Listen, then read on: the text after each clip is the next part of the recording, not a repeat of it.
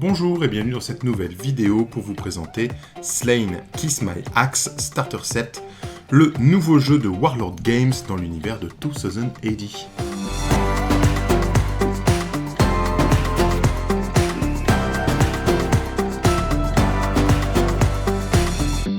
Kiss My Axe, c'est le starter set pour le nouveau jeu Slain de chez Warlord Games en collaboration avec Rebellion.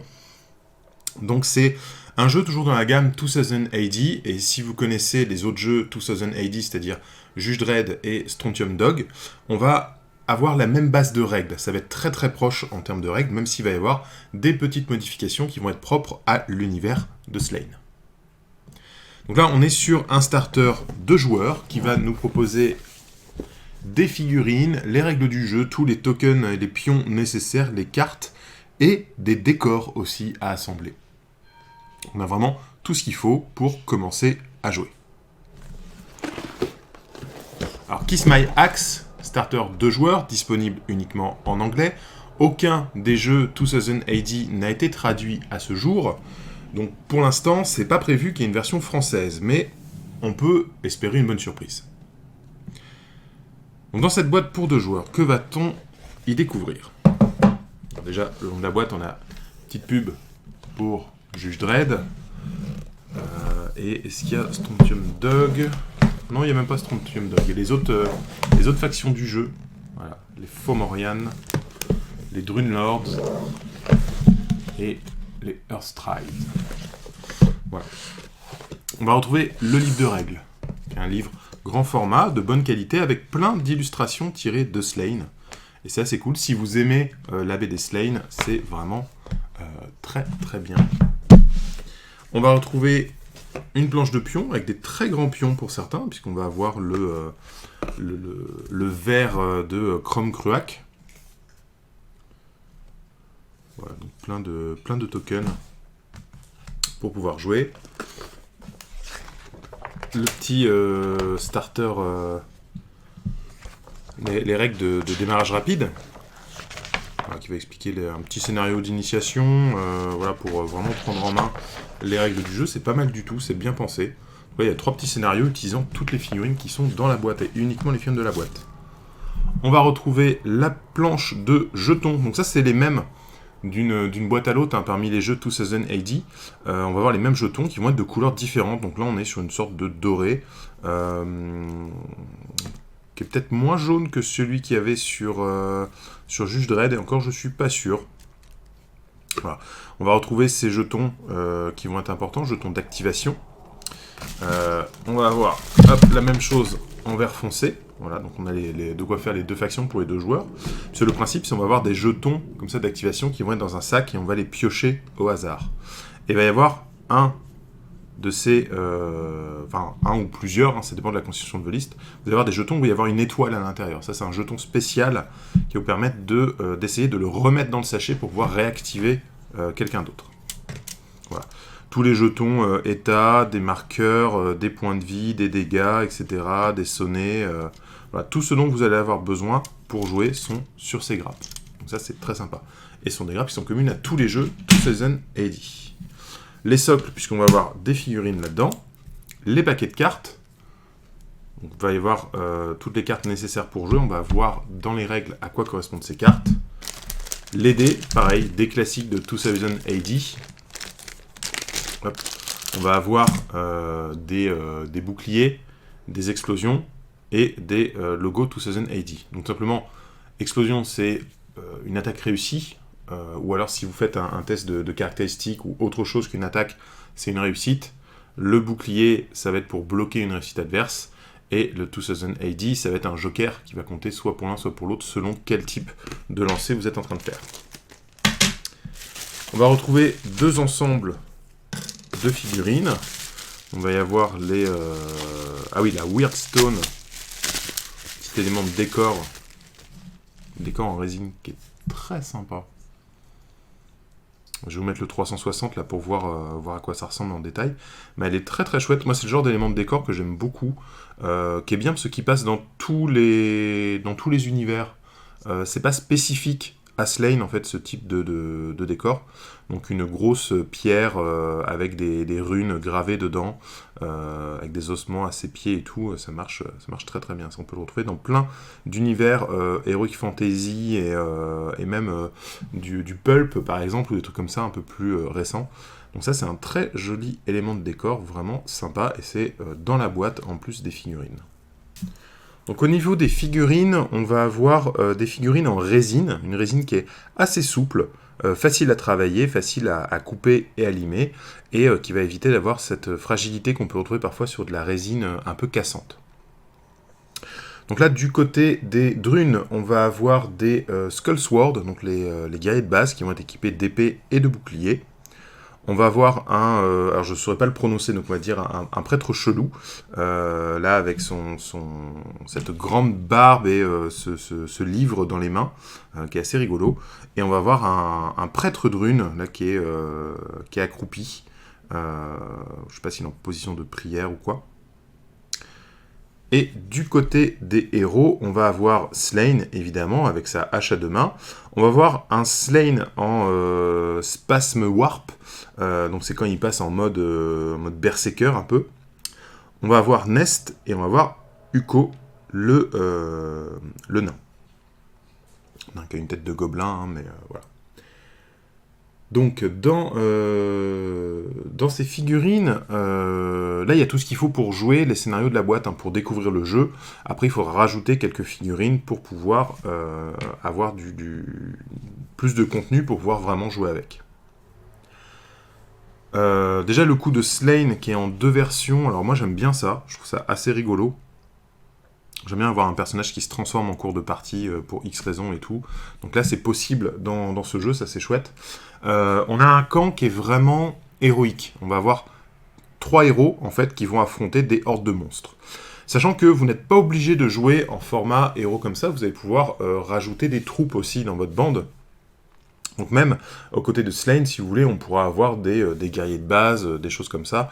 Tout comme du côté des drunes, on pourrait avoir plus de héros, voire jouer que des héros, quoi.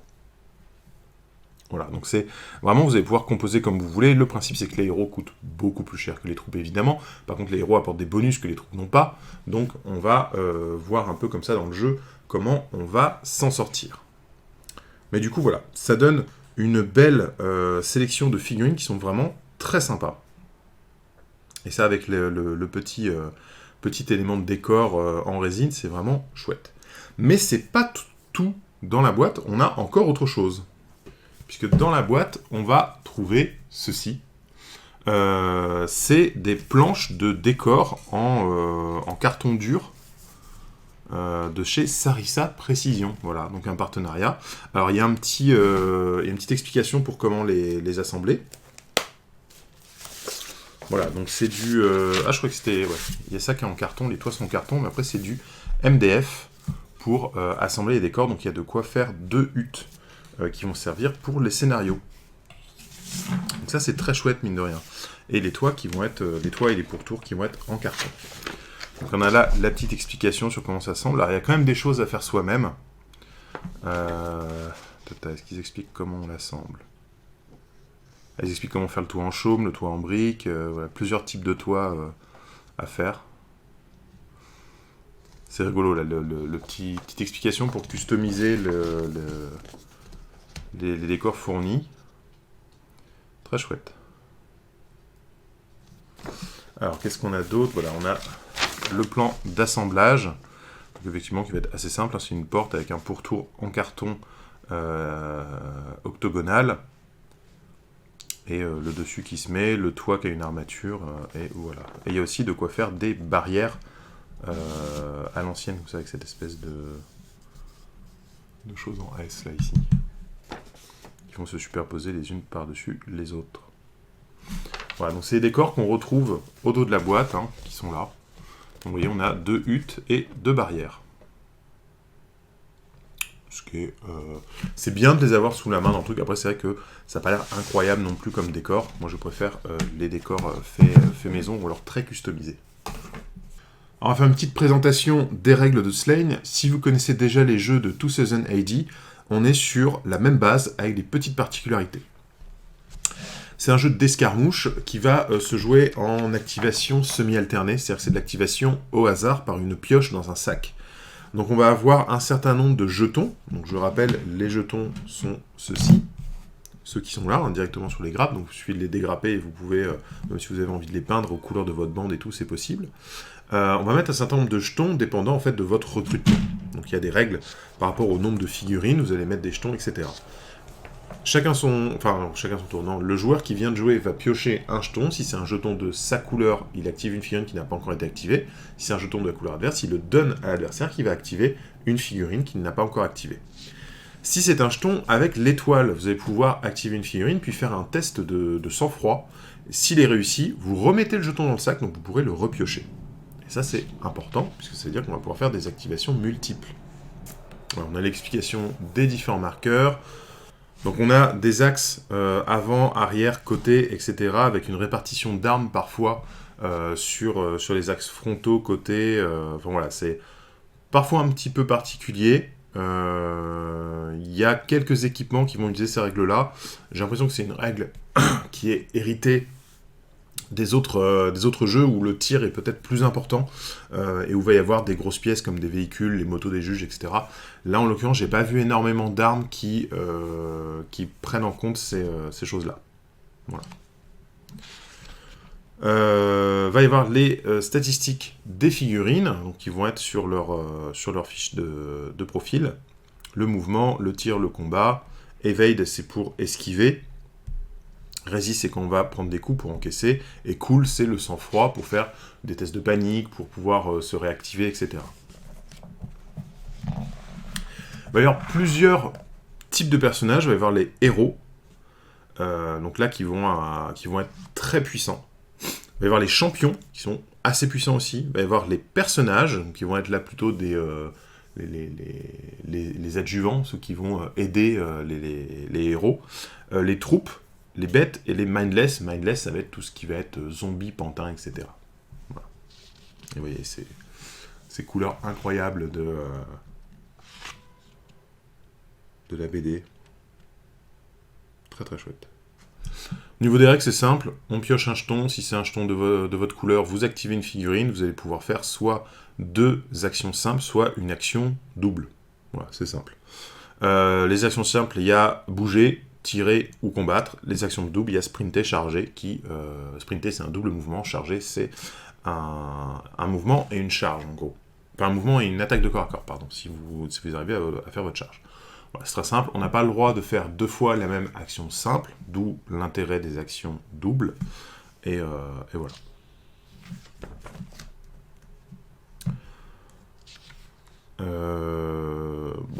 Le jeu est très simple à prendre en main. Ce qui va être sympa, c'est le côté des dés, où il n'y a pas de dés chiffrés, c'est les réussites sur les dés. En fait, on va lancer un certain nombre de dés, et vous allez avoir une addition-soustraction en fait, des réussites, et des réussites de l'attaquant, du défenseur, etc., etc. Il va y avoir des états qu'on va pouvoir coller aux figurines, il va y avoir des dégâts qu'on va mettre aussi. Les dégâts vont faire des malus, quand une figurine a plus de dégâts que sa valeur, elle est retirée. Donc voilà, c'est très simple à prendre en main. Ce qui va donner toute la profondeur du jeu, on va y arriver, ça va être notamment les cartes qui vont donner des pouvoirs à vos personnages. Ça va être vraiment très intéressant et très narratif en plus. Et les scénarios en fait qui vont donner beaucoup de profondeur. Voilà. Donc les Fit Cards. Fit Cards en fait ça va être des pouvoirs qui vont être associés à vos personnages. D'où l'importance d'avoir des personnages, des héros, des champions. Les personnages vont avoir donc un set de cartes. Certaines cartes sont réservées, d'autres sont communes.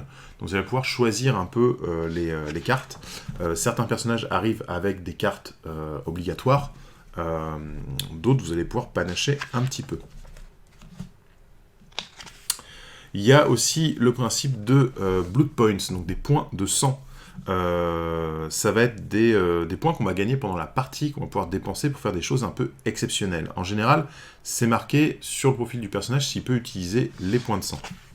Voilà, il va y avoir aussi une question d'alignement cosmique qui est assez intéressant, puisqu'il va y avoir une évolution en fait, des règles du jeu selon le soleil et la lune ascendant ou non, etc. Donc voilà, il va y avoir une influence comme ça du cosmos sur votre partie et sur les pouvoirs des personnages. Et ça, c'est assez sympa. On va avoir aussi des dons qui vont pouvoir être gagnés au fil de la partie, notamment grâce aux points de sang. Et on va avoir les terrains qui vont aussi avoir une influence entre soit ils sont bénis, soit ils sont souillés. Donc ça va être des actions en jeu. Selon le camp dans lequel vous êtes, vous allez pouvoir les bénir ou les souiller. Voilà, donc, tous les effets de quel type de terrain, qu'est-ce qu'il fait quand il est béni, qu'est-ce qu'il fait quand il est souillé. Donc il y a souillé, c'est très côté drune, donc ça va mettre des malus aux autres, vous faire gagner des bonus. Les bénis, ça va surtout être pour les tribus de la terre qui va leur faire gagner des bonus, etc. Voilà. Au niveau des bandes, on va avoir une valeur en points, selon la taille de la partie qu'on veut jouer. Alors une petite partie va être entre 10 et 25 points, une partie moyenne va être entre 26 et 50, la partie moyenne c'est déjà 1 à 2 heures, hein. Et pour les parties plus grosses, plus de 51 points, il faut prévoir plus de 3 heures de jeu. On va y avoir les Earth Tribe, les tribus de la Terre, donc là ça va être le côté gentil, donc le côté de Slayn. Et donc on va avoir, comme ceci, le profil du personnage. Alors là c'est un profil qui est double, puisqu'il y a la version Warp de Slayn. Donc c'est un petit peu particulier. Mais sinon on va avoir les options d'équipement qui vont être là. On va avoir les armes justement qui vont être ici. Et on va avoir les feats en fait, qui vont être marqués ici. Hein. Ça va vous dire quelle carte vous devez prendre avec ce personnage. On va retrouver tous les personnages importants.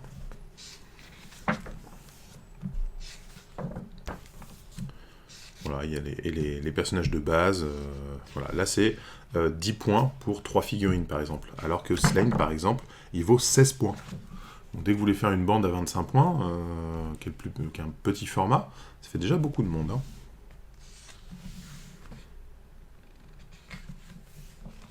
Ouais, c'est une grande... ces couleurs de Simon Bisley, j'adore. J'adore. Je vais essayer de les peindre avec ces couleurs-là. Elles sont très particulières, ces couleurs. Voilà. On va retrouver les drunes, donc qui vont être les méchants. Pareil, plusieurs personnages. Des troupes. Avec les morts vivants, là, les half-dead.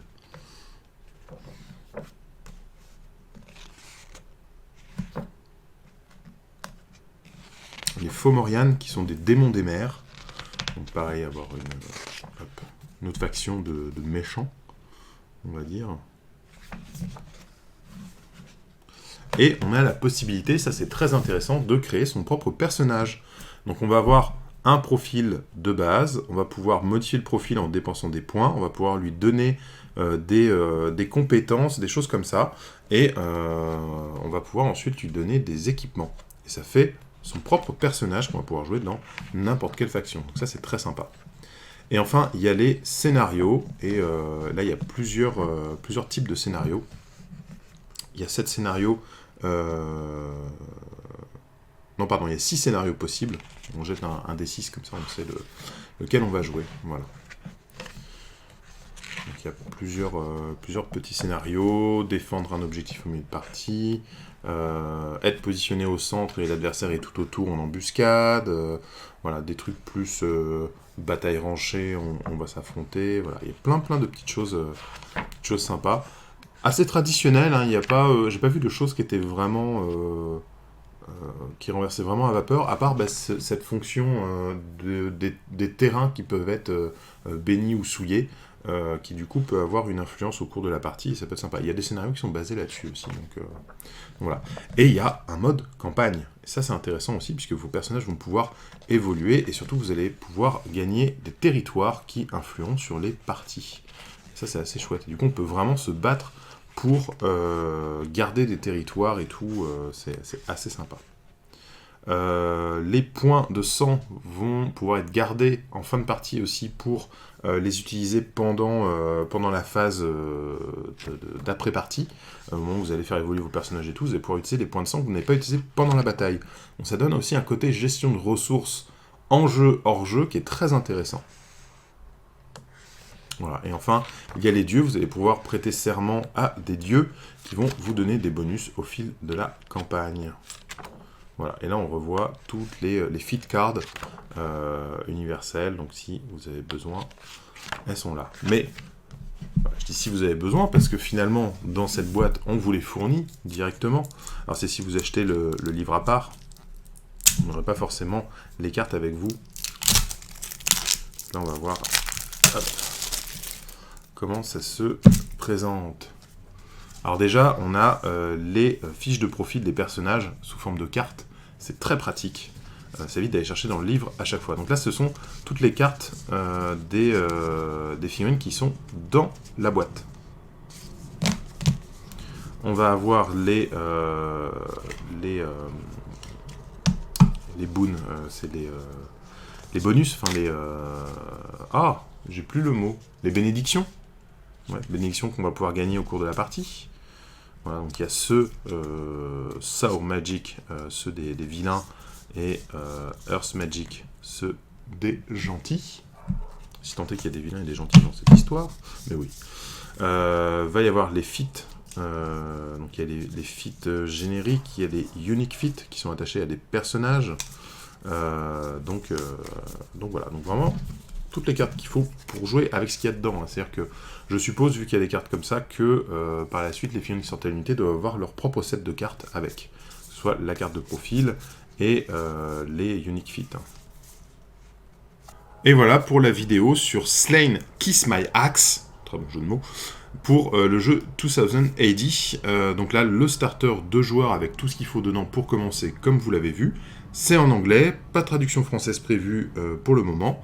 Et ben voilà, c'est très chouette. Si vous aimez l'univers de Slain ou les univers celtiques de bataille entre tribus, démons, morts-vivants, etc., c'est vraiment un très bon univers. Je vous invite à lire les bandes dessinées de Slain, parce que c'est vraiment un super univers qui est très très cool. Et là, vous allez avoir de quoi rejouer les événements de cet univers. Ça respire la testostérone. Et si vous aimez mettre des gros coups de hache, c'est très sympa. Slain, en gros, ça va être un Conan encore plus pulp. Voilà. Avec ce côté très indécent que peut avoir 2000 AD. Voilà.